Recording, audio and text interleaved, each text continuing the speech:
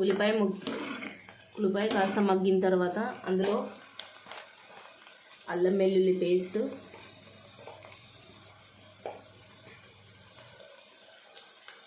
పసుపు వేసి కాసేపు మగ్గనివ్వాలి.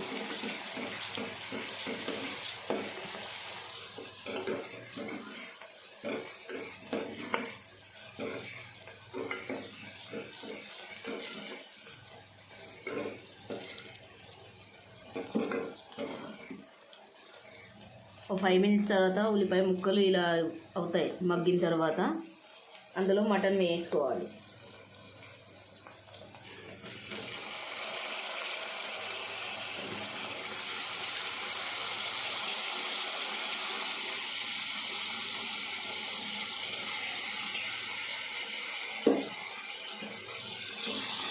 మటన్ వేసి దాన్ని బాగా కలుపుకొని ఒక 5 మినిట్స్ దాకా మగ్గనివ్వాలి.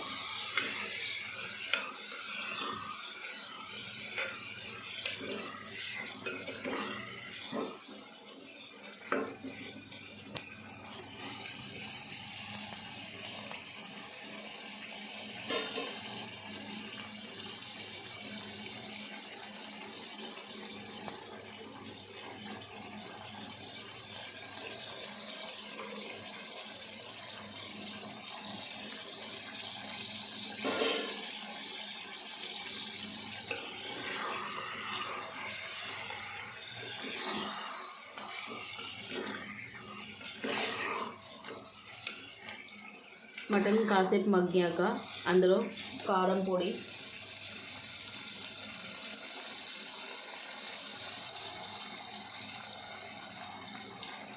మనకు రుచికి ఎంత సరి, మనం ఘాట్గా తినాలనుకుంటే, స్పైసీగా తినాలనుకుంటే కాస్త ఎక్కువ అయినా పర్వాలేదు. లేదు మీరు మామూలుగా తినాలనుకుంటే కారం పొడిని కాస్త తగ్గించి వేసుకోండి.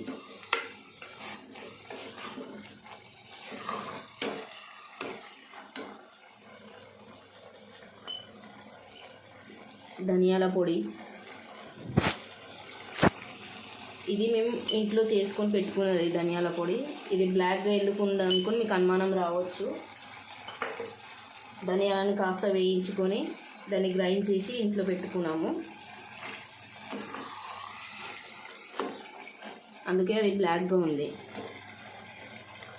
ఉప్పు రుచికి సరిపడా,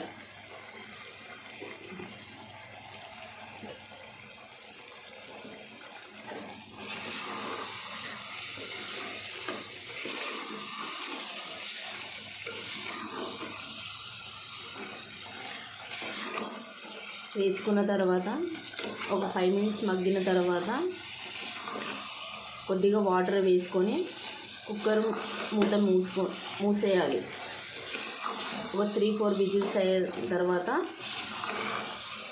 అందులో కొబ్బరి పొడి, ఉల్లిపాయలు వేయించి మిక్సీ గ్రైండ్ చేసుకున్న పేస్ట్ వేసుకోవాలి.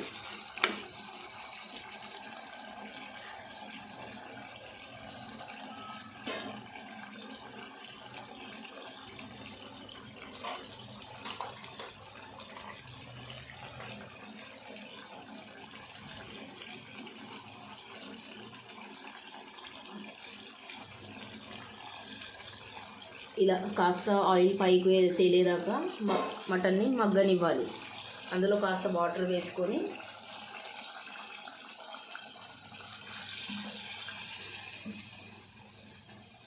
కలిపి 3 to 4 విజిల్స్ వచ్చేదాకా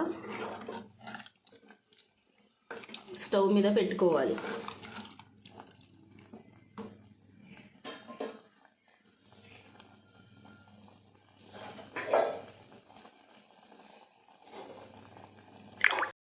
ఇది ఫ్రెండ్స్ 3 to 4 విజిల్స్ అయిన తర్వాత మటన్ అన్నది 75% వరకు ఉడుకుతుంది. అది ఉడికిన తర్వాత అందులో మనం ముందుగా పేస్ట్ చేసి పెట్టుకున్న ఉల్లిపాయ, కొబ్బరి పొడి పేస్ట్ని వేసుకోవాలి. అది వేసుకున్న తర్వాత కొత్తిమీర, పుదీనా ముందుగా కట్ చేసి పెట్టుకోవాలి. అందులో వేసి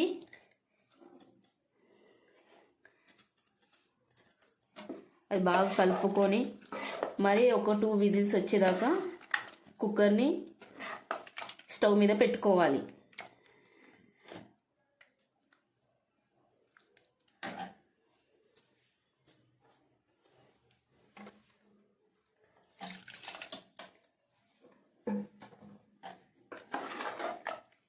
ఇట్లా బాగా కలిపి మరి ఒక 2 విజిల్స్ వచ్చేదాకా కుక్కర్ని పెట్టుకోవాలి.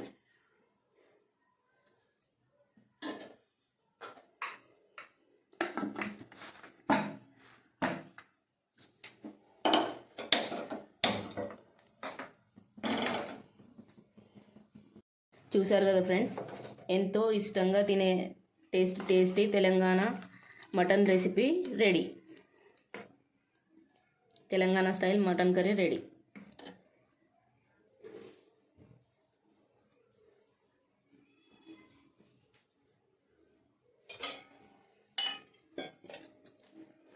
ఇది ఇప్పుడు మనం